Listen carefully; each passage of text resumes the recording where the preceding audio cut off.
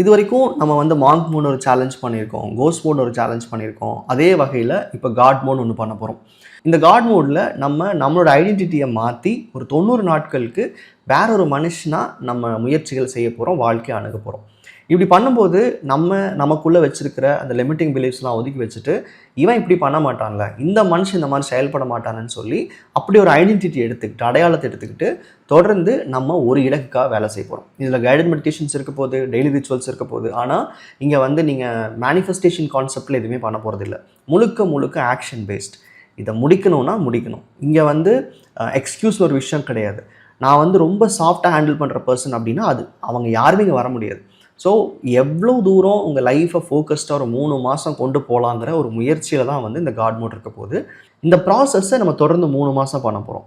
நார்மலாக நம்ம அடையாளத்துக்குள்ளேருந்தே இதை வேலை செஞ்சோம் அப்படின்னா, நம்ம ஒரு 6-7 மாதம் இல்லை 1 வருஷம் 2 வருஷம் எடுக்கக்கூடிய விஷயத்த 90 நாட்கள் இதை முடிக்கிறதுக்கான ஒரு முயற்சி தான் இந்த காட் மோட் ப்ராசஸ்.